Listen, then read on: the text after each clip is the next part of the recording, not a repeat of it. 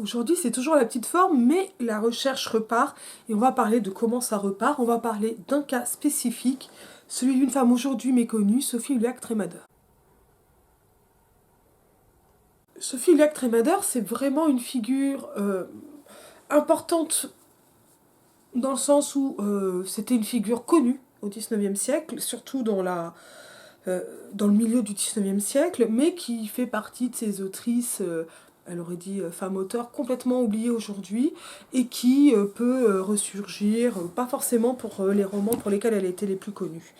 Moi, ça fait partie des autrices qui m'accompagnent depuis très longtemps, mais comme une figure un peu lointaine et pas forcément lue, et là je commence à la lire, à regarder un peu ce qui se passe du côté de chez elle, du côté de chez Sophie d'une certaine manière, et à essayer, voilà, et, en fait, là je suis vraiment en train de rentrer de plein pied dans mon projet de recherche par cette figure-là, donc mon projet de recherche est consacré à la nature, à la façon dont les féministes ont pensé la nature au XIXe siècle et dont cette façon euh,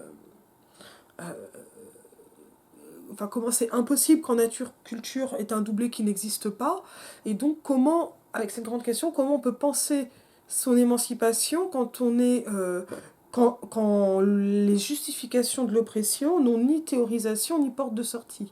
C'est-à-dire que rien ne théorise le discours de nature que ces femmes se prennent dans la gueule, donc elles sont opprimées au nom de leur propre nature, et d'une nature qui change de nature, si je puis dire, au tournant du siècle, autour de 1800.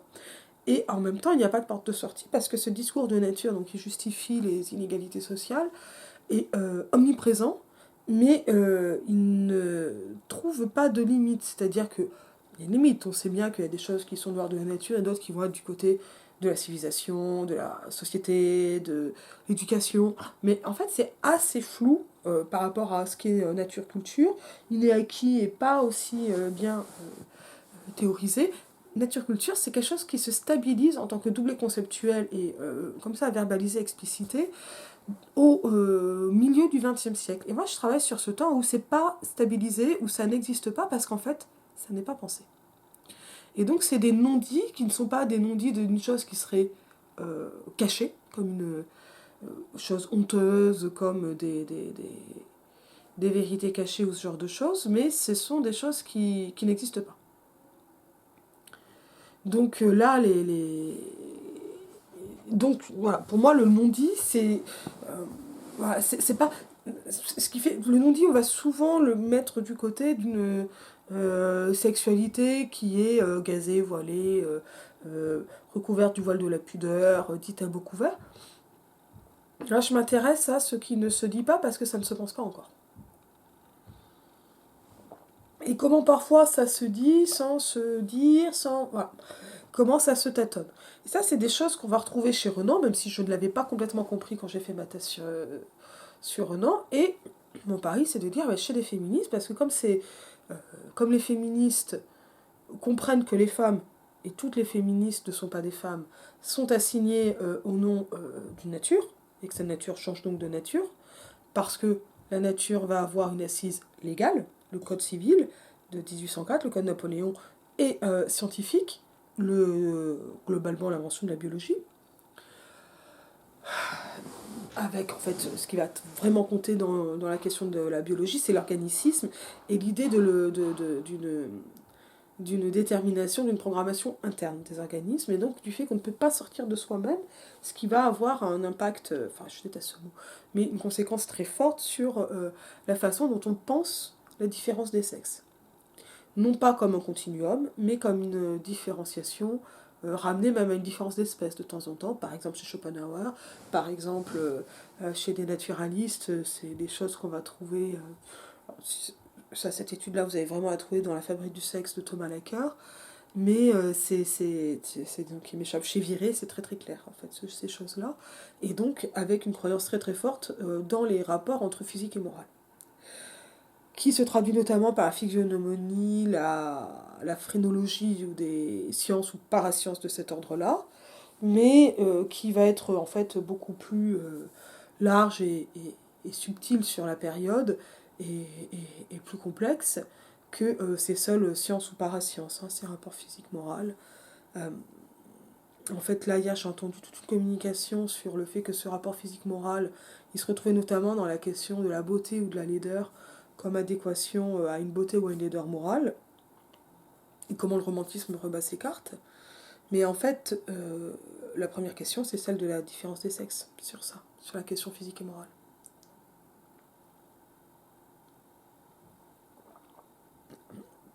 C'est l'éléphant dans la pièce. Bon. Pourquoi Sophie Luec-Trémader? Comment? Moi, je suis tombée sur cette femme en travaillant sur Renan parce qu'elle est en fait la première à avoir publié Renan. Et c'est comme ça que je suis tombée sur elle. Et elle est aussi la grande amie, une des meilleures amies d'Henriette Renan, la grande sœur de Renan. Et donc elle est un des appuis de Renan quand sa sœur ne peut pas être disponible, quand elle est en Pologne, etc. Sophie Luec-Trémader fait partie des relais d'Henriette pendant très longtemps, sans... pour moi, elle est présente pour moi, Luec-Trémader, depuis très très longtemps, sans que je comprenne trop qui c'était. Donc j'avais un peu plus regardé qui c'était. Et j'étais notamment tombée, alors je sais plus dans quel sens, si c'était par le féminisme ou par donc le féminisme côté recherche, ou si c'était par... Ah, je vais bouger un peu la caméra parce que la mise au point se fait pas bien. Là, moi, je suis en équilibre complet, mais je rappelle qu'en fait, j'ai une double fracture au pied. Donc, le fait même de m'asseoir et de mettre mon pied, là, pour le moment, donc en face, au milieu du trépied, est compliqué. Donc, Sophie Luec-Trémader, dont je ne trouve pas de portrait, je pense pas qu'il y en ait, ou en tout cas pas que je connaisse. Je la connaissais comme grande sœur de Renan, comme amie de la grande sœur de Renan et l'ayant publié pour quelques énigmes historiques dans le journal des jeunes personnes, qui est un journal pour jeunes filles du 19e siècle, qu'elle a dirigé pendant 11 ans, qu'elle n'a pas fondé. Mais voilà, pour moi, j'étais là, ok, autrice jeunesse, j'avais vu autrice morale, etc. Et j'avais un peu regardé voilà, quelques articles. J'avais vu notamment des remarques, alors ça, c'est pas notamment sur Sophie Luec-Trémader, mais ça vaut peut-être le coup de faire quand même cette petite remarque en passant, que Jean Balcou, notamment, pouvait avoir écrit qu'Henriette Renan était une des plus grandes intellectuelles et des plus touchantes du 19e siècle, ce qui m'a paru faux parce qu'intellectuellement, Henriette Renan était très forte, mais enfin, elle est quand même pas à la tête d'une œuvre, hein, Henriette Renan. Et ce qui m'a paru en fait aussi extrêmement misogyne, parce que qualifier de grande intellectuelle une femme qui a si peu écrit, quand on a George Sand en regard, par exemple, ou d'autres encore, et beaucoup d'autres encore, c'est quand même vraiment effacer toutes les autres. Ça, soit dit en passant. Donc, il faut se méfier parfois, on peut avoir une formule parce qu'on a une admiration sincère. Mais on a envie, quand on admire, d'exceptionnaliser des figures, en fait. Et ça, il faut s'en défendre en tant que possible, parce que ça n'est rendre service en général à personne. Et en fait, ça ne devrait pas dénier ou renier ou minimiser les admirations, il se passe autre chose. Oh, que la vie est inconfortable. Donc, voilà, Sophie Luec-Trémader, moi j'avais vu globalement, voilà, ça. Henriette Renan, maîtresse de pension. Luec-Trémader, autrice pour la jeunesse, autrice, alors, auteur, hein, moralisatrice, femme de lettres, morale, auteur morale. A gagné un prix devant Balzac, etc. Je m'étais intéressée d'un peu plus près à ce journal des jeunes personnes, notamment à ce qu'Henriette Renan a pu écrire, et à la thèse d'Eva Stankovic qui est conservée au musée de la vie romantique, parce que ça c'est vraiment une thèse qui n'a pas été publiée et qui n'est pas diffusée, sur les contributions d'Henriette Renan, notamment à ce journal. Et Henriette Renan il a fait beaucoup de leçons d'histoire naturelle, par exemple. Notamment. Mais, et parce que moi je cherchais les sciences naturelles pour expliquer Renan, que savait-il, comment le savait-il, comment y arriver, et donc je savais que l'influence d'Henriette était très certainement prépondérante, même s'il y a beaucoup de choses qui ont été effacées, dissipées, qui sont inaccessibles. Et donc il y avait comme ça Luec-Trémader, et j'étais tombée, donc je ne sais plus donc si c'était par le féminisme ou par Luec-Trémader elle-même, sur un article du Conseiller des femmes, qui est donc un journal fondé en 1936, me semble-t-il, à Lyon par Eugénie Niboyer, sur un article de Tremader, mais je ne sais plus si c'était ou non un pseudo, extrêmement virulent, et comparant notamment la situation des femmes à celle d'Ilotes. Les Ilotes, ce sont des esclaves, ou parfois disant esclaves, et un article très véhément, et qui m'avait semblé le plus véhément, ou un des plus véhéments, de ce journal. Et j'ai quand même été étonnée. Moi, ça m'a permis de comprendre et d'aller chercher, en fait, dans les connaissances de Renan. En fait, j'ai pu me rendre compte que Renan avait une connaissance, pas forcément fine, mais un intérêt et une admiration réelle pour Prosper Enfantin, le saint-simonisme, et que, par exemple, la misogynie de Renan n'est pas un genre de reliquat d'époque. La misogynie de Renan, elle est aussi là, alors même qu'il a conscience des projets d'égalité entre euh, l'homme et la femme que promeut le saint-simonisme. Alors, est-ce qu'on peut reprocher aux gens de ne pas être d'accord avec une secte? Je ne sais pas. En tout cas, on peut constater qu'il y a des savoirs qui circulent, qu'il avait, en fait, dans son entourage assez proche, un exemple d'une femme particulièrement indépendante qui faisait vivre toute sa famille, célibataire, comme sa sœur. Et, et globalement, peut-être pas féministe, mais pas si loin, ou en tout cas qui avait pu l'être. Et donc, Iliac Tremader est resté comme ça comme un mystère. Et pour questionner ces interrogations entre science, nature, femme, féminisme,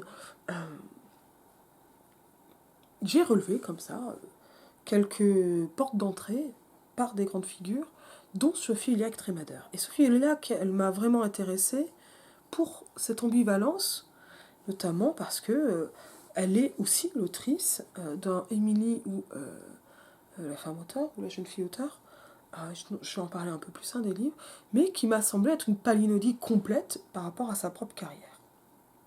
C'est-à-dire que globalement, c'est un roman qui conseille de ne pas écrire, ou qui va montrer toutes les difficultés, toute la tristesse qu'il peut y avoir à écrire. Pour une femme, puisque cela revient pour une femme à sortir, je cite, de son sexe, de la foule, en perdant l'anonymat, en faisant connaître son nom. Une femme se met en danger, mais a bien plus de malheur que de bonheur, en gros. Donc il y avait quelque chose comme ça, pour moi, de moins paradoxal dans ce statut de femme auteur et ce qui peut sembler comme un genre de regret entre ce texte des années 30 et en fait, Émilie, c'est quand même un texte assez c'est un texte des années 50, je crois, Émilie ou la femme auteur. Enfin, je me suis dit, il y a quelque chose de l'ordre d'une palinodie, d'une contradiction. S'agit-il de s'adapter à la demande du marché, par exemple voilà, pourquoi cette palinodie chez Sophie Iliac? Alors là, en fait, ces derniers jours, j'ai commencé à lire Sophie Iliac Tremader, notamment, hop là, l'étui de mon ordi qui tient plus, notamment parce qu'en fait, je vais participer en avril, mais je prends de l'avance, à un atelier de recherche où je vais la présenter comme point d'entrée et réflexion méthodologique. Et puis moi, c'est en fait, elle démarre, donc elle est née en 94, 1701, 19 Germinal en 2 à Lorient, morte le 21 avril 62 à Paris. Et donc elle est... je reprends la biblio. Souvenir d'une vieille femme, 61. Et moi, je voulais Émilie. Émilie ou la jeune fille auteur, ouvrage dédié aux jeunes personnes, 37. En fait, il n'y a pas Il y a quelque chose d'absolument choquant entre l'article de 36 et ce livre plus connu. Là, l'éditeur n'est pas indiqué, mais je ne comprenais pas. Ça, vraiment, c'est quelque chose que je n'ai pas compris. Voilà,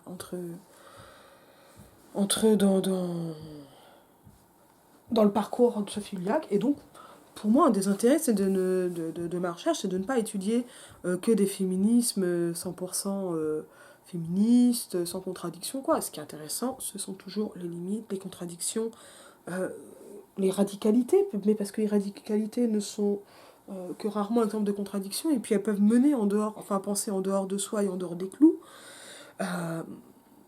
Mais là, il y a quand même quelque chose qui se passe, qui est pas simple et qui va, me semble-t-il, jouer quelque chose avec la vulgarisation. Et donc ces derniers jours, j'ai lu d'affilée, et avec un immense plaisir, Émilie ou la jeune fille auteur, ouvrage dédié aux jeunes personnes donc, et les souvenirs d'une vieille femme. Donc ça, je vais les mettre les liens Gallica, parce que je les possède pas, hein, je les ai lus j'ai eu des PDF que j'ai annotés. Donc déjà, on m'avait déjà demandé comment je prends des notes, etc. Mais quand c'est dans un livre du 19e siècle, je n'écris pas. Dans un livre récent, type poche, ou pas, d'ailleurs, les brochets aussi, j'écris. Voilà. J'écris au crayon. Mais quand c'est un livre que je travaille, j'écris dedans. Quand c'est pour lire, j'écris rien du tout. Et, de toute façon, chez moi, les livres circulent, globalement. Et dans les livres de théorie, voilà, c'est souvent très annoté. Et je vais relever, en fait, les citations que je vais utiliser. Mais là, pour moi, Sophie Lac, c'est un projet d'avril, donc c'est un peu tôt. Et en fait, c'est en train d'ouvrir le projet global. Donc c'est question de méthodologique, de méthodologie, de comment j'organise ce qui devrait être beaucoup de données et de citations, ben, je sais pas encore. Voilà, je sais pas encore. Là, ce que je commence à faire, c'est en fait, je l'ai collé elle était déjà dans mon dossier Saint-Simoniel, et elle a son dossier à elle, et je mets donc des PDF à noter, et j'ai un fichier qui date déjà de 2019, avec des premières notes sur elle. Et où, bah, en fait, j'ai oublié des infos que j'ai retrouvées, en gros, et il y a depuis plus d'articles que quand j'avais commencé à regarder en 2019, pour la thèse en fait, voilà, parce que les choses se bouclent, et c'est aussi ça qui me permet, en bouclant, d'avancer, parce qu'on repasse comme quand on coupe de manière solide en fait. Donc en tout cas, j'en suis là, voilà, je lis. Alors, Sophie Iliac, c'est son vrai nom, a eu plusieurs pseudonymes, dont Dudresen et Tremader. On va trouver de la liste de tous ces pseudonymes et des textes qui ont été publiés sous les différents pseudonymes à la fin du tome 2 des Souvenirs d'une vieille femme. Et j'en profite pour dire que Souvenirs d'une vieille femme, c'est aussi le titre d'un livre de 37 ou 8 de Sophie Gay, qui est une des grandes journalistes de cette période. Mais là, moi, voilà, j'ai lu une demi-page, voilà, donc je sais pas quels échos il peut y avoir éventuellement. Je n'ai pas vu de mention de Sophie Gay qui est la mère de Delphine Gay slash Delphine de Girardin. Et une des inventrices notamment donc, de ce qu'on appelle l'entresol en presse, c'est euh, les articles horizontaux en barre de une. Ça, si ces choses-là vous intéressent, il faut lire Femme de lettres, Femme de presse. Et donc ça, c'est Christine Planté, Marie-Ève Terranti. Et le livre de Marie-Ève Terranti, donc il y en a un sur l'invention du quotidien et un autre sur les femmes mais c'est lui, Femme de lettres, Femme de presse de Marie-Ève Terranti. Et il y en a un qui est masculin-féminin de Planté Terranti dans la presse féminine.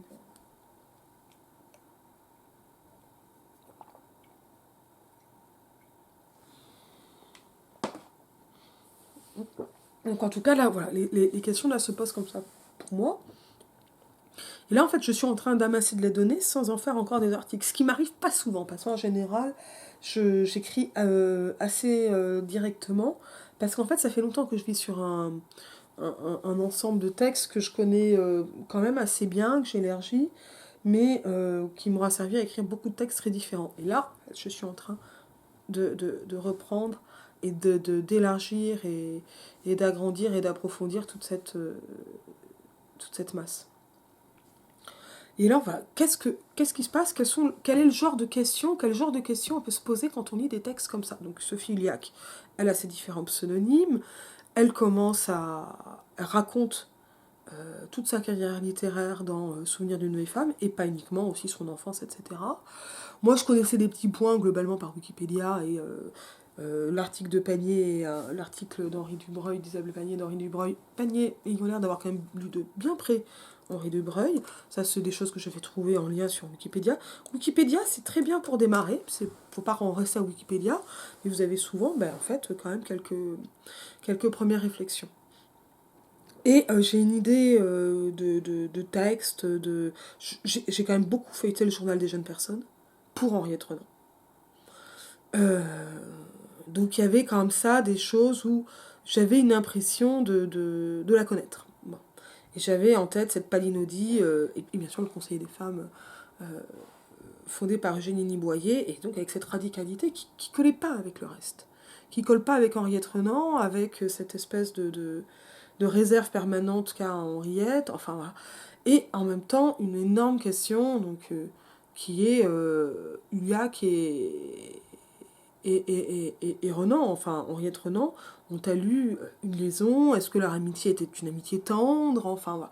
Qu'est-ce que c'est? Parce que l'une et l'autre sont restées célibataires toute leur vie. Et donc là,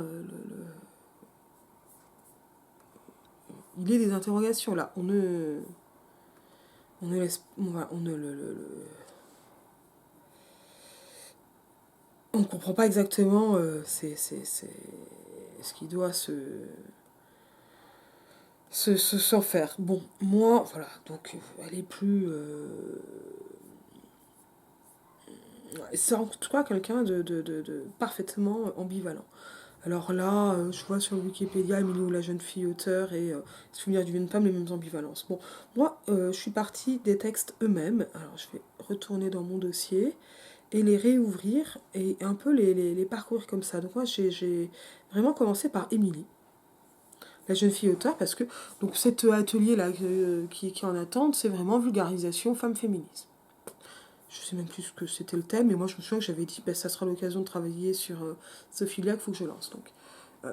Et donc Uliac, rien que ses noms différents, pseudonymes, etc., montrent ses déplacements et ses espèces de masques, ce qui est très peu surprenant quand on lit La petite sœur de Balzac de Christine Planté, qui est par là, qui est vraiment un livre majeur et un chef-d'œuvre, ou quand on regarde aussi euh,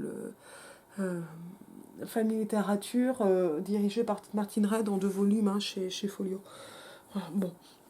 La jeune fille auteur, c'est un grand in-octavo carré, donc moi j'ai un PDF. Hein. Euh, je ne l'ai jamais eu entre les mains. Alors, ouais, je trouve que beaucoup de choses sont très étonnantes, notamment les gravures, parce que là elle est censée être avec son frère, bon, soit. Donc, et c'est vraiment dit, hein, elle s'élança au cou de son frère, où on dirait qu'ils dansent, et qu'ils s'embrassent. Voilà. Émilie, la jeune fille auteur, par mademoiselle Uliac Trémader. Et donc en fait déjà, et donc Limoges, Eugène Ardant, éditeur. Une femme qui aura brûlé de lettres, c'est super. On va lire un petit peu. Femme auteur, ces 2 mots ne cessaient de retentir à l'oreille d'Émilie. Absorbée en elle-même, elle marchait sans rien regarder et sans rien voir, au milieu de la foule qui encombrait ce jour-là, plus que de coutume, les boulevards intérieurs de Paris, car c'était un jour de fête.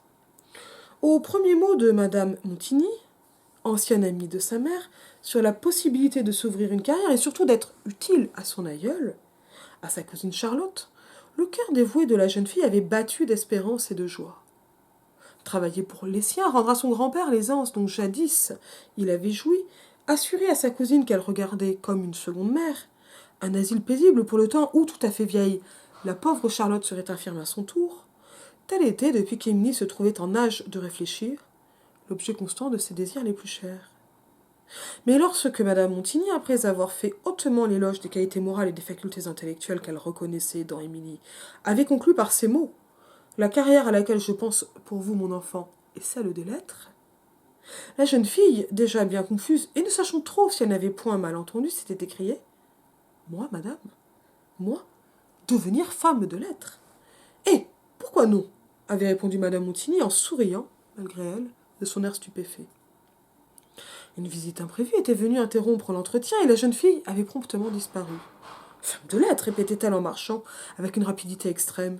Et une autre voix en elle répétait: pourquoi non? Et son imagination, une imagination de 17 ans, faisait bien du chemin. Émilie s'était sentie confondue à cette pensée d'écrire et d'écrire pour le public qui venait de lui être suggérée comme chose toute simple. Maintenant, elle se voyait déjà placée au nombre de ces femmes de lettres dont tant de fois elle avait admiré le talent, le génie, sans aucun autre retour sur elle-même que le sentiment modeste de son peu de valeur, et même de sa nullité. Et elle souriait à l'espoir de devenir leur émule, de faire parler d'elle, de s'entendre citée comme auteur célèbre. Et elle courait, droit devant elle, les joues en feu, l'œil étincelant de joie et d'orgueil. Soudain, elle s'arrête, hésite un moment et semble vouloir retourner sur ses pas. Émilie serait si heureuse de se confier à Pauline, son amie, sa meilleure amie, ce que Madame Montigny vient de lui dire. Et son absence a été longue, son aïeul peut s'en alarmer, sa cousine a certainement besoin d'elle. L'hésitation d'Émilie ne dura qu'un instant, et le bas âge, on l'avait accoutumé à obéir avant tout au devoir.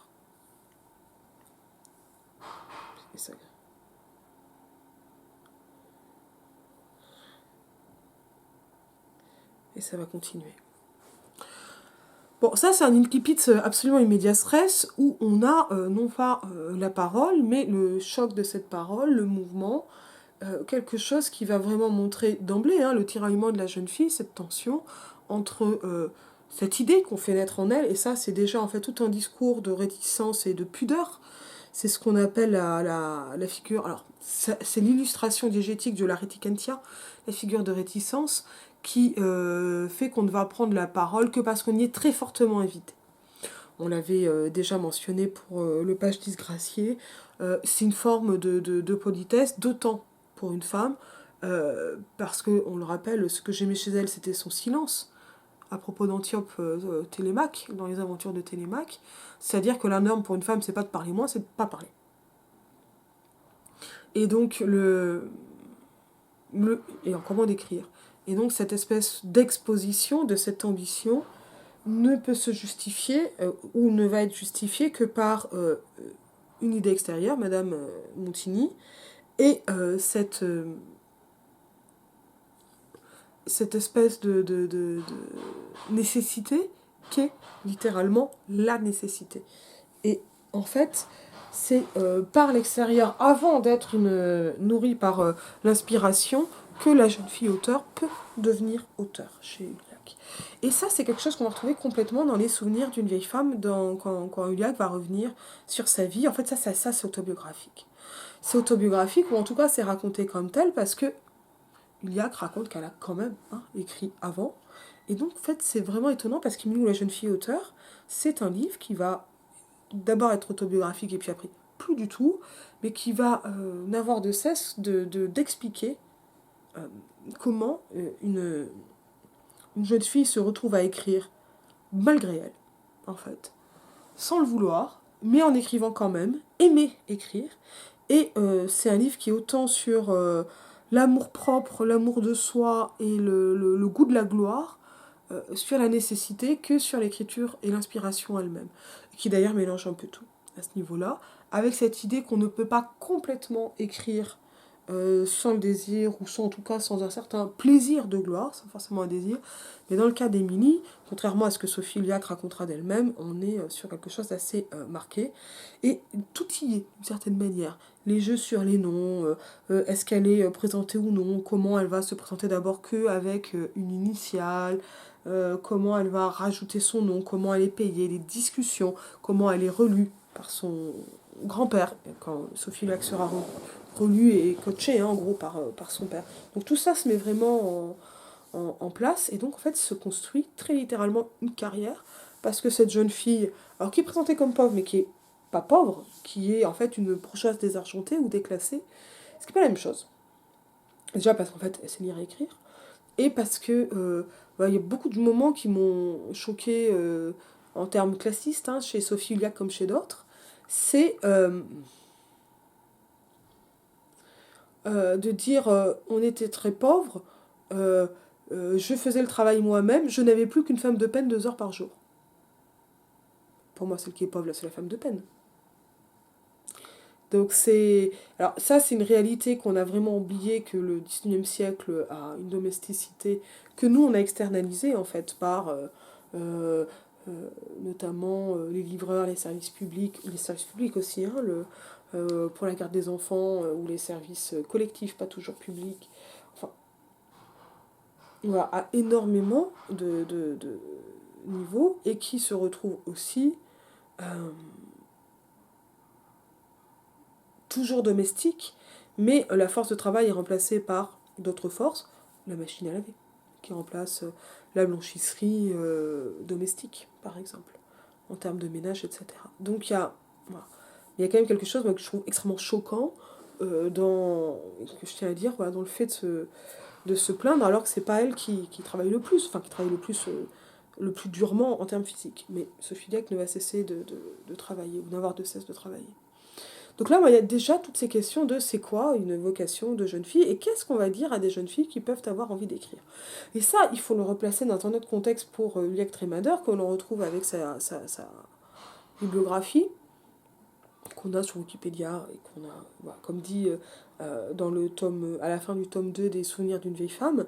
C'est un auteur moral, en termes d'époque, et qui écrit pour la jeunesse, avec énormément de textes sur les vocations, en fait.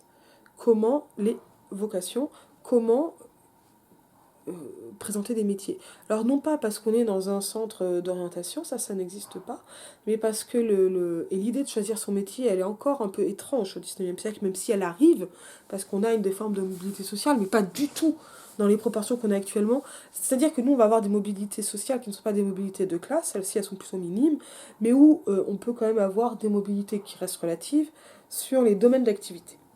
Donc on va pas forcément changer de classe, mais on va...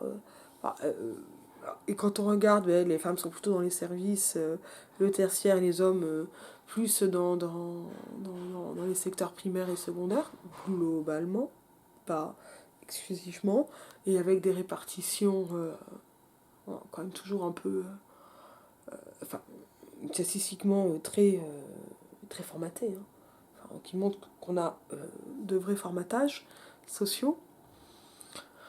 Mais au XIXe siècle, les exemples notamment de métiers sont des illustrations sociales, mais aussi des illustrations morales. Et donc la question de la femme auteur permet de réfléchir, de parler de, de, du cas qui a été celui de Sophie Liac, qui n'est pas non plus unique, mais de ce que peuvent faire les femmes qui ont, donc bourgeoises, mais bourgeoises pas forcément riches et qui ont besoin de travailler pour vivre elles-mêmes par indépendance, mais en fait aussi parce qu'elles sont littéralement soutien de famille. Et qu'il n'y en a pas d'autres. Donc en fait, elles ne peuvent pas non plus se marier parce que leur famille les empêche d'être au service d'eux. Et c'est là où les choses vont devenir intéressantes. Donc il y a plein de choses sur le travail des femmes et sur la domesticité. Mais l'entrée de Juliac, c'est bien sûr une question littéraire et une femme qui prend la plume, des pseudonymes, etc. Mais moi, ce que je vois d'abord, en fait, c'est quand même un texte sur la subordination des femmes. Et une subordination qui n'est pas regrettée, qui n'est pas déplorée ou présentée comme une pure aliénation ou un enfermement, mais qui est malgré tout modelée. Elle avait été accoutumée, là je cite de mauvaise mémoire, au devoir avant tout. Et ça nous dit quelque chose donc d'une représentation des femmes sur un ordre inné acquis qui n'est pas nature-culture exactement, nature-culture ça n'existe pas, mais qui nous montre en fait l'habituation par l'éducation. Et c'est évidemment une des portes d'entrée massives du féminisme, d'abord parce que les femmes réclament l'accès à l'éducation, d'abord très littéralement, l'entrée au lycée de la loi Camissé, l'accès aux universités, ça met beaucoup de temps. On rappelle que pendant la Révolution française, Sylvain Maréchal, avait proposé un texte de loi interdisant aux femmes d'apprendre à lire. Alors, voilà, celui-ci a toute une histoire, il a été étudié notamment par Geneviève Fraisse, mais voilà. Et là, on est à un moment littéraire où peu de femmes sont des femmes auteurs, et donc un des grands intérêts d'Émilie, ou la jeune fille auteur, et donc pas la femme auteur, ce qui est intéressant c'est la jeune fille, c'est encore une question différente, et c'est pas le syntagme habituel, même si cette jeune fille parle de la femme auteur, parce qu'elle va se projeter en tant que femme dans une carrière qui finalement est une des rares carrières possibles à une femme, non pas une femme en général, mais à une femme de sa condition, à savoir, globalement, c'est enseignante ou femme de lettres. Parce que très peu de métiers, y compris administratifs, sont possibles. Et il y a plein de petites remarques sur ça dans les textes de Sophie Liac. Et donc il y a une nécessité matérielle réel, parce qu'en fait, le champ des possibles est fermé.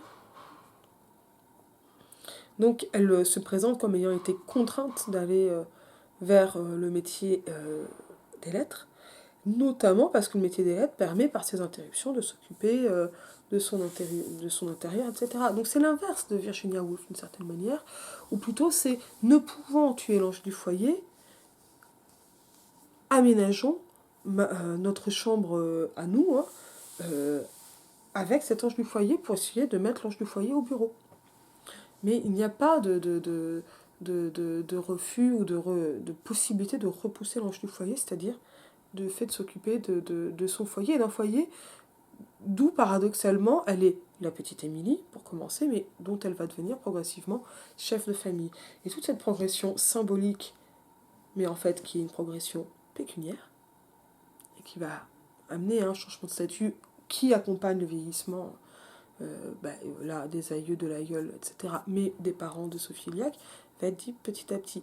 Donc là, en fait, par la question matérielle des femmes de lettres, et toutes ces questions qui vont être celles de l'inspiration qui vient quand même, de la réflexion, de comment travailler, que faut-il faire pour être femme de lettres, qui va-t-on voir, comment faire, quels sont ces énormes inconvénients qui sont de devoir être connu, comment faire pour être connu, la toilette, donc elle est jamais bien habillée, les prix, comment elle ne va pas chercher les prix, mais comment elle va, enfin, en fait elle va chercher les prix métaphoriquement parce que, ça c'est dans les souvenirs d'une vieille femme, finalement il s'agit pour aussi de se faire connaître et de faire un nom, de faire vendre son nom.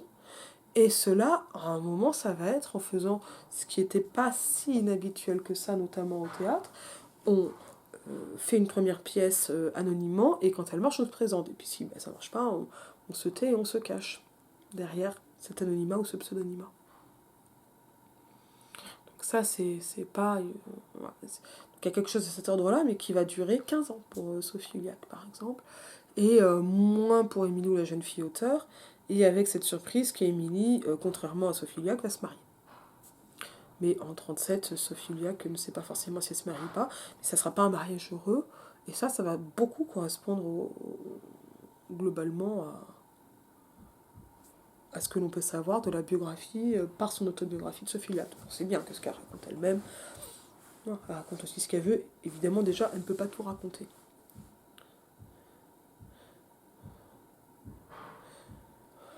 Donc ces premiers points me paraissent hyper intéressants en termes d'écriture, mais aussi parce qu'ils vont commencer à dessiner en arrière-plan une condition féminine par son injustice, par son rôle social, dans la famille, par l'argent, et donc dans ses contraintes et difficultés, dont une bonne part n'est jamais discutée, mais plutôt répétée et assénée. Par exemple, cette phrase de Madame de Staël que la gloire n'est que le deuil du bonheur, la gloire pour une femme est le deuil du bonheur, et qui est en quelque sorte illustrée, notamment dans Émilie ou la jeune fille auteur, davantage d'ailleurs que dans les souvenirs d'une vieille femme, et en même temps, parce que c'est aussi un conte moral, donc il faut vraiment... enfin, c'est extrêmement paradoxal, mais il faut quand même plutôt décourager, ou en tout cas mettre en garde les jeunes filles qui voudraient écrire, et aussi donc les mettre en garde de la difficulté du métier lui-même. C'est très dur d'écrire. Et également, il va y avoir par ce portrait en fait une mise en relief étonnante, pas au premier plan, de toutes ces difficultés inhérentes à la condition des femmes, notamment soutien de famille ou dans les devoirs des femmes, dont une bonne part va être ou est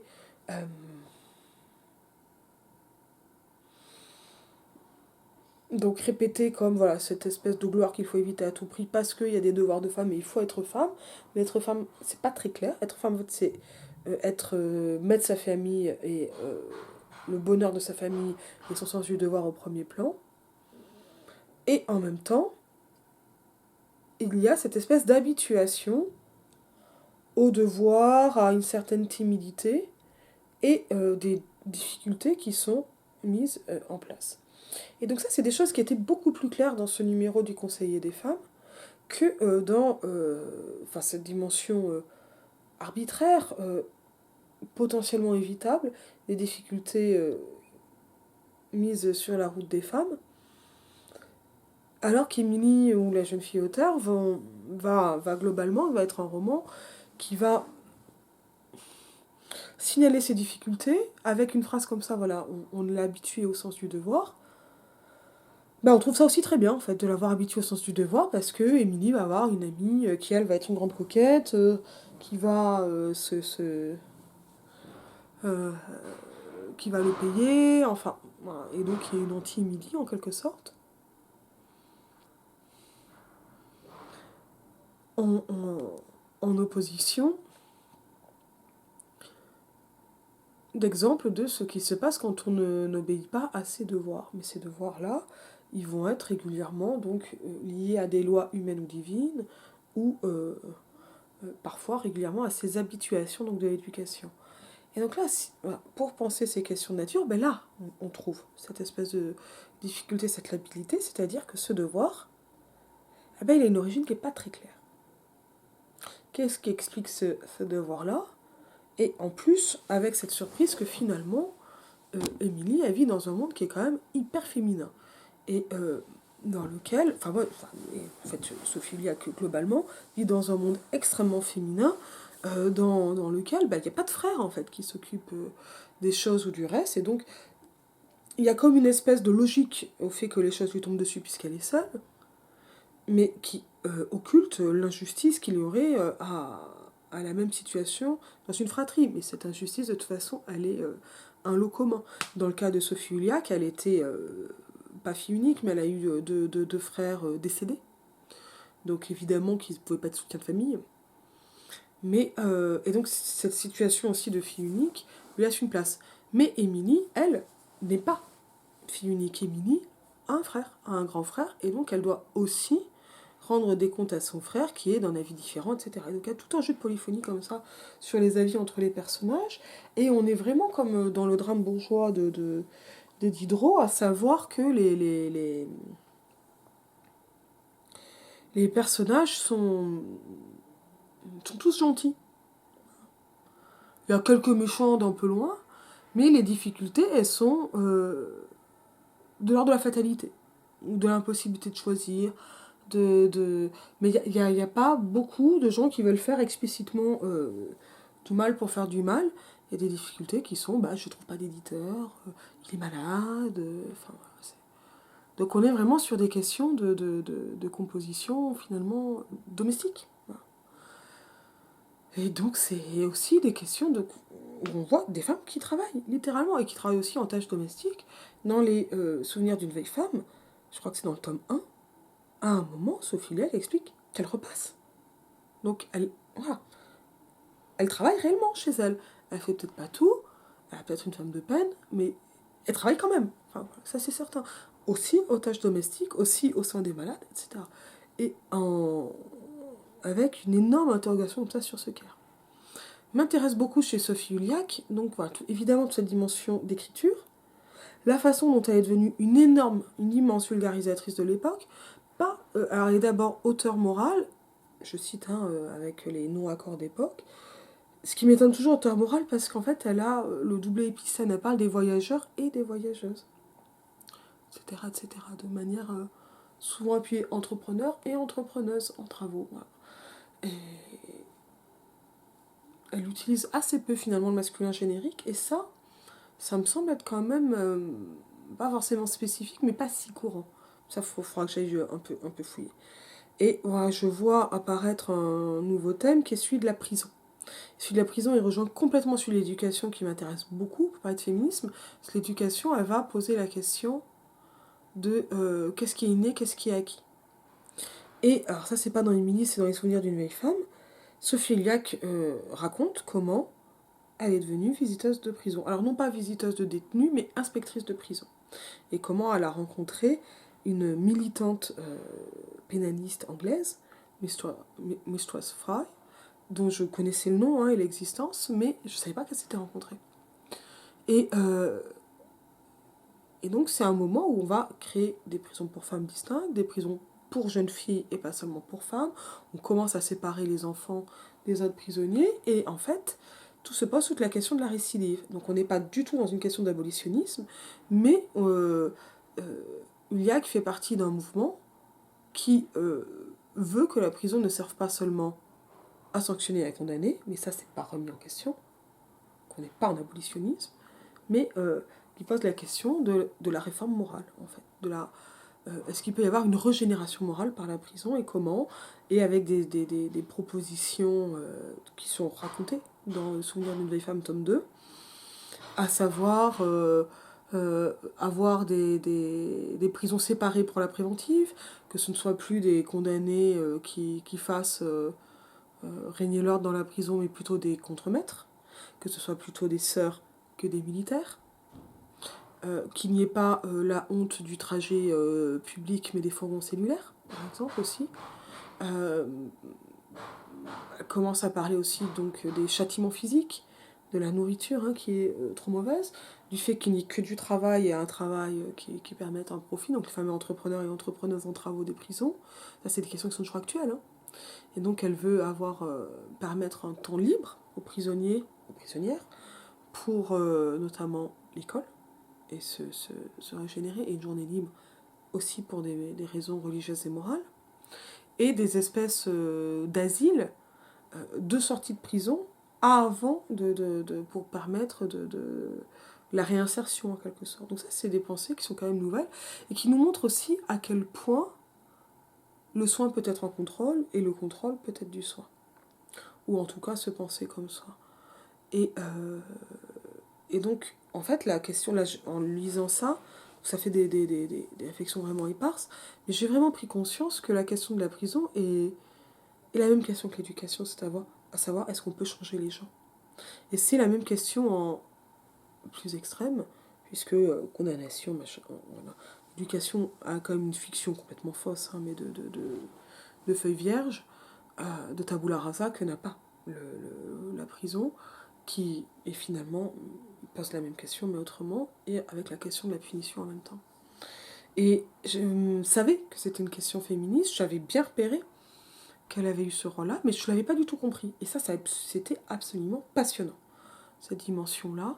Et ça va être pour moi un sujet, je ne sais pas encore comment, et le sujet de la façon dont les féministes pensent les prisons au 19e. Parce que c'est aussi un sujet qui m'intéresse pour ce qui se passe en contemporain, donc allons voir ce qui se passe avant. Et voilà. Là, je ne peux pas encore creuser ce qui pour moi est une des grandes questions du 19e, à savoir, et de ces figures féministes, de savoir, c'est-à-dire qu'est-ce qu'elle vulgarise et comment. Donc là, j'ai commencé par ses propres textes, en fait, qui m'ont donné un grand repérage, un balayage, dont je me méfie aussi. Et voilà, je note absolument partout tout ce qui va être de l'ordre de discours de nature, c'est-à-dire quel devoir de la femme, qu'une femme c'est comme ça, etc.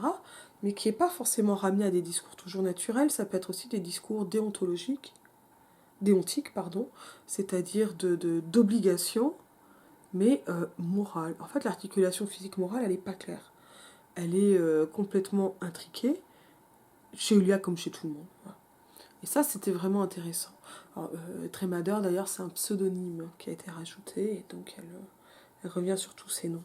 Ça, c'est vraiment très très intéressant. Et donc, j'explique pas exactement ce qui m'a semblé une palinodie entre le Conseil des femmes et la suite, mais ça s'explique un petit peu parce que finalement, Uliac aurait été approché par les Saint-Simoniens, et surtout les Saint-Simoniennes, pour devenir la femme libre, la femme messie, et ça ne lui aurait pas du tout plu, et c'est pas du tout quelqu'un qui va promouvoir une égalité femmes-hommes, mais qui demande plutôt à ce que les femmes puissent être en paix. Et là, en fait, se pose une autre question pour moi à propos d'Uliac, c'est celle du lesbianisme. Est-ce que c'était une femme lesbienne ou pas, et qu'est-ce que ça signifie pour elle, éventuellement, être lesbienne. Ce qui est certain, c'est que c'est une femme célibataire, et qu'elle revient, donc dans Émilie Oufal, la femme auteure, la jeune fille auteure, Émilie se marie, et ça se passe pas très bien. Et l'idée que les femmes de lettres ne peuvent avoir que des mariages malheureux est assez explicite, et elle ne peut pas faire autre chose que ça. Donc finalement, l'écriture est pour Uliac un sacerdoce, ça c'est quelque chose qui est assez répété, aussi dans le sens du célibat, Parce que finalement, Iliac est dans le sacerdoce autant vis-à-vis de sa famille que de son écriture. Ce qui rappelle beaucoup Georges de Sand. Et à mon avis, beaucoup d'autres femmes de la période. Pas forcément Marie d'Agoult qui quand même était très riche. Mais voilà, là, il y a quelque chose que j'ai vraiment envie de creuser sur le sacerdoce domestique et littéraire mêlé. Et qui doit déjà être creusé, mais voilà, j'ouvre ça. Et ce sacerdoce, et elle parle beaucoup de la couronne de laurier entremêlée d'épines, etc. Ce qui est quand même une image christique. Voilà, alors c'est plutôt l'image d'une gloire. Elle ne dit pas qu'elle porte une couronne d'épines ni qu'elle a été sacrifiée, mais en tout cas, le sacrifice est réel et volontaire. L'image, c'est davantage qu'il n'y a pas de joie qui ne soit teintée ou mêlée d'amertume. Et en même temps que tout ça, se pose donc la question du lesbianisme, au moins dans le sens du continuum lesbien d'Adrienne Rich, c'est-à-dire qu'en fait, elle est entourée de femmes. Il y a quasiment que des femmes, partout, partout, partout. Et ça, c'est déjà, en fait, notamment au début des souvenirs d'une vieille femme, là, je me rappelle d'un... J'ai surligné, donc, je surligne entre mes trucs, et de temps en temps, je rajoute une notation. Elle parle donc de voyageurs et de voyageuses. Et je me dis, mais voilà, quel besoin de noter ça. Et donc, il y a voilà, elle est entourée de femmes, elle travaille pratiquement pour des femmes. Elle regrette de ne pas s'entendre assez bien avec les autres femmes de lettres. Elle raconte toutes ses amies. Et elle dit même dans La jeune fille auteur qu'on peut avoir des amis, mais enfin que globalement, beaucoup d'amitiés sont gâchées par l'envie de l'une ou de l'autre. Voilà. Et notamment l'envie de gloire qu'il peut y avoir en poésie ou en littérature, et sur une poésie qui ne serait pas sacerdotale, morale, voilà, et qui peut marcher mieux. Mais quand même, globalement, chez Sophie Iliac, les bons sont gentils, moraux, plutôt religieux, et ça va être un engagement premier. Très, très net. Elle fait d'abord les choses pour elle. J'étais très touchée en passant sur la description à un moment de ses différents bureaux d'écriture. Et donc de la toute petite table sur laquelle elle a commencé à écrire en étant jeune fille, en étant guidée par son père, avant d'avoir un grand et beau bureau et une proximité très étonnante et intéressante. Avec Fanny Prudhomme, elle a vécu dans les journaux de la Gazette des Femmes, je crois. J'ai oublié le titre. Ça, je dépouille bientôt tout ça. Et là, moi, voilà, je vais reprendre la liste complète, notamment des articles que j'avais repérés et que j'ai annotés à chaque fois, comme toutes les adresses. Et là, une des idées, c'est d'aller évidemment dépouiller aussi tous les articles. Là, je vais lire tout Iliac, en fait. C'est très intéressant, en fait, d'avoir aussi tout un parcours complet, ce qui montre que l'auteur n'est pas tout à fait mort. Mais pour essayer de voir, en sachant que c'est un parcours qui est quand même pour une bonne part éditorial et alimentaire, mais je pense éminemment moral et sincère. Qu'est-ce qu'elle fait? Comment elle s'en débrouille? Et donc, voilà, là, il y a des contes aux jeunes artistes avec notamment, il me semble, une peintre, etc. Comment elle représente la vocation artistique pour la jeunesse? C'est pas une petite question, parce qu'en fait, ça parle beaucoup plus largement de tout le sacre de l'écrivain du 19e siècle. C'est cette période-là, les années 1830. Elle arrive là, en fait, Julia, qu'elle arrive dans les années 20. Donc, qu'est-ce qu'elle raconte aux enfants du fait d'écrire ou de se consacrer aux arts? On n'est plus dans l'artisanat pur sur ces questions-là. Et en même temps, il y a du métier. Ça, c'est vraiment intéressant. Et donc, continuum lesbien pour Iliac, qui est entouré de femmes, et qui n'a de cesse de raconter ses amitiés féminines. Et de dire, elle m'attirait beaucoup. Alors, dit comme ça le dit notamment pour Fanny Prudhomme, donc qui est une grande femme de lettres de la période. Fanny Prudhomme qui m'attirait beaucoup. On est en fait dans un truc que j'arrive pas du tout, et vous aurez peut-être des suggestions. En langage actuel, c'est clairement sexuel. En langage 18-19, j'en suis moins sûre. Mais peut-être que je suis bête ou un peu aveugle, parce que moi, je lis aussi le fait qu'il y a une envie comme ça. Et elle parle bien de ruptures amicales, etc. Alors, est-ce que c'est... en ce moment, on parle beaucoup d'amitié féminine, nos puissantes amitiés d'Alice Rebaud, etc. Est-ce que c'est de véritables éloges d'amitié? Je pense. Est-ce que ces amitiés sont des amours déçus, voire pas déçus, enfin, ou avec des ruptures mais pas entièrement déçus, ou est-ce que ce sont après des choses qui auraient été charnelles ou pas? Je peux pas le dire. J'ai eu une très grosse surprise quand même sur, et un fou rire honnêtement, sur une succession d'autrices femmes, ça c'est dans Émilie la jeune fille auteur. Alors, est-ce que je vais la voir?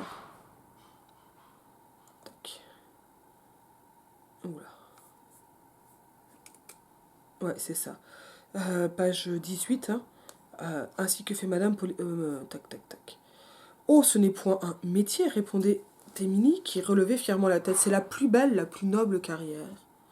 Là, je suis à page 17. Si je savais le grec aussi bien que je sais l'allemand, ah oui, à chaque fois, elle commence par la traduction. Je pourrais me faire un nom aussi beau que celui de Madame Dacier, donc la traductrice d'Homère. J'apprendrai l'anglais afin de le traduire pour les journaux et pour les libraires, ainsi que fait Mademoiselle Pauline de Melan. Et comme elle, je soutiendrai toute ma famille. Toujours, pam, pam. Vous verrez, ma cousine, ce que la petite Émilie est capable de faire, petite en italique. Qui sait si, plus tard, je ne composerai pas à mon tour. Il y a commencement à tout, vous le dites toujours, et certainement Madame Cotin, la comtesse d'Oppoul, la comtesse de Choiseulmeul, Madame Armande Roland n'avaient pas étudié pour devenir auteur. Elles le sont devenues pourtant. Je ne vois pas pourquoi je ne le deviendrai pas à mon tour, et l'on mettra mon nom dans les journaux. Et vous lirez sur le titre d'un livre par Mademoiselle Émilie Müller. Oh, ma cousine, quelle joie et quel bonheur, mais ce n'est pas tout, c'est que je serai utile, vraiment utile à grand-père et à vous, ma bonne cousine, vous ne serez plus obligée de faire la cuisine. Vous aurez une servante, comme autrefois. Je rendrai à grand-père tous les beaux meubles que l'incendie nous a dévorés, il aura son cabinet à lui, un grand fauteuil bien commode, tous les livres qu'il a perdus et qu'il regrette tant, quoiqu'il n'en témoigne rien, un bon lit du feu jour et nuit, pendant l'hiver dans sa chambre, que de privation depuis 2 ans, et ça continue. Et pour vous aussi, ma cousine, etc. Donc dans ce que moi j'appelle dans mon projet CNRS et qui attend davantage, des discours d'histoire, on a des références à des antériorités qui permettent de refuser un certain destin féminin au nom d'autres femmes, Dacier, Mademoiselle Pauline de Melun, etc. Et on a un effet de liste qui permet quand même d'amener une accumulation. Donc Madame Cotin, hein, Sophie Cotin, la comtesse d'Oppoul, la comtesse de Choiseulmeul, Meuse, Madame Armande Roland. Et bien, la comtesse de Choiseul-Meuse, j'en avais entendu parler par Oriane Kiziou-Lamour au colloque sur le gueux, pas sur la gueuse, sur le gaze. Des gueuses et du gaze, ça fera un joli titre. C'est une autrice, c'est a priori la première autrice présentant des scènes de sexe lesbien en littérature française. Alors, est-ce qu'il s'agit d'avoir juste un nom de femme en intériorité? Est-ce qu'il s'agit d'un signe crypto-lesbien en 37 de la part de Sophie Huliac? Honnêtement, je sais pas. Et là, autant hier j'étais persuadée que c'était du crypto-lesbianisme, autant là je me dis elle est tellement morale et tellement sage, mais en même temps les souvenirs d'une vieille femme c'est de 61. Est-ce qu'en 37, c'est une blagueuse, hein, Huliac, dit comme ça on le voit pas tout de suite, mais c'est quelqu'un qui peut être assez blagueur. Qu'est-ce que c'est que ça?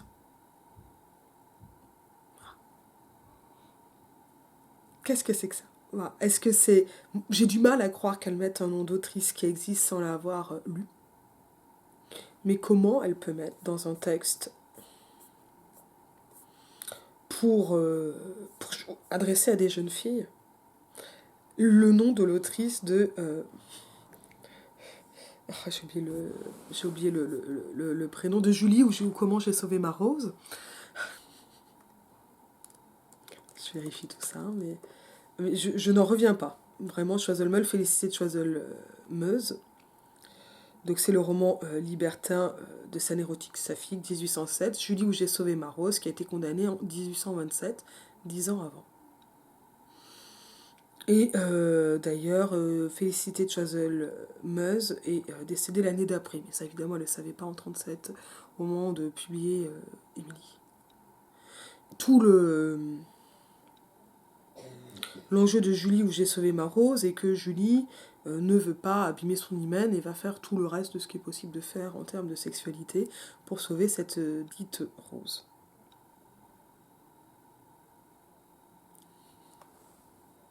Je vais vous laisser là-dessus. c'est quand même rigolo et c'est un vaste champ de recherche à explorer. Je pense que Sophie Liac était lesbienne. Qu'est-ce que ça signifie de ce qu'elle a fait? Ça, c'est une autre question. De ses chagrins, évidemment, mais peut-être aussi de ses joies, et avec, en tout cas, peut-être beaucoup de contradictions, mais une immense foi dans le pouvoir de la littérature, et ça vient peut-être jusqu'à nous. Je vous dis à bientôt.